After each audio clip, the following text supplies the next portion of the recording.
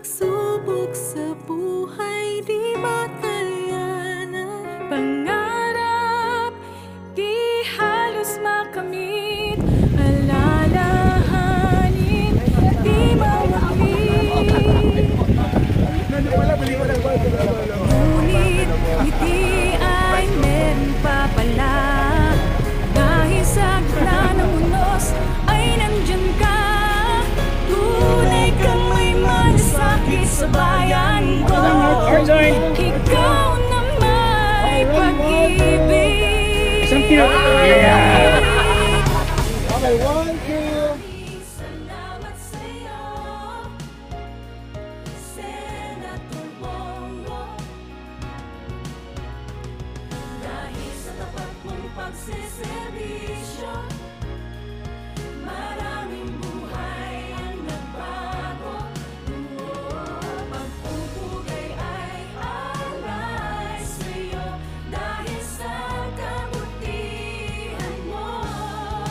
Pag nagsama-sama po ang governor, ang mayor, ang vice mayor, ang kapitan, wala pong imposible. Narito po ako para tumulong po sa mga kababayan natin sa Taytay, makatulong sa mga proyekto tulad nito, mga sports complex, makatulong sa mga super health center na may lapit natin yung serbisyo medical sa ating mga kababayan. Marami kayong malasakit center dito po sa Rizal, meron kayong 3, pang-4 nga po sa Cainta. Makikita nyo po pag nagtulong-tulong yung gobyerno mula sa national, kami bilang mambabatas in my own small capacity, tutulong po ako sa Taytay. Ako po ay nadirito para tumulong at makapag-iwan ng konting kasiyahan po sa ating mga kababayan.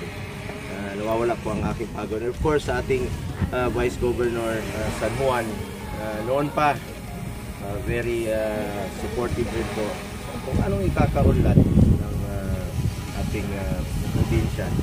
Ganda, no? Sports complex, super health center, malasakit center. Salamat. Salamat po sa inyo. Salamat sa inyo. Ako naman, tutulong po ako sa abot ng aking makakaya. Dahil unang-una, pag nagsama-sama po tayo, ang makikinabang po dito ang mga kababayan natin na mahirap.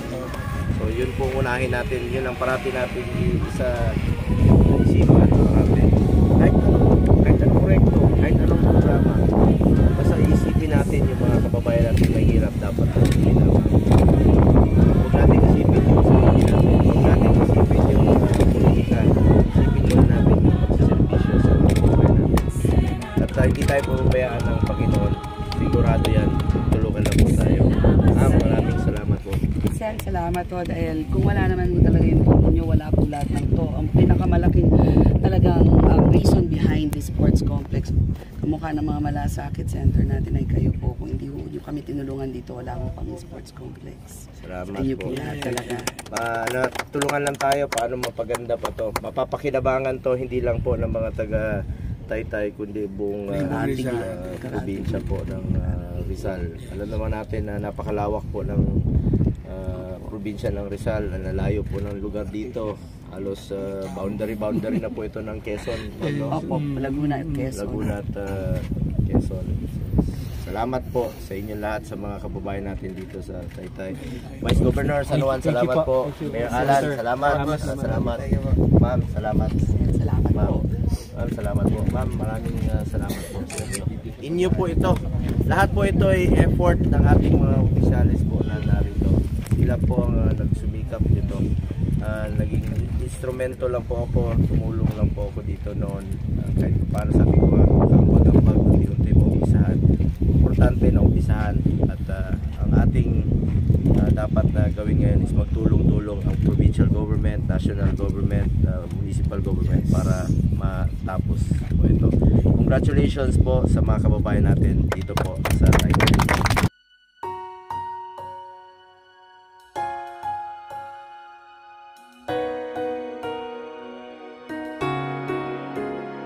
Sa panahong di namin maintindihan, pagsubok sa buhay di makayanan. Pangarap di halos makamit, alala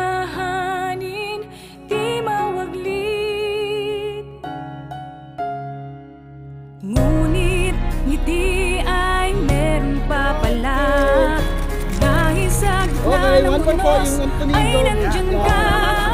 Tunay Okay, kang ready? may malasakit sa Okay, ready? bayan 1, 2. ko. Ikaw naman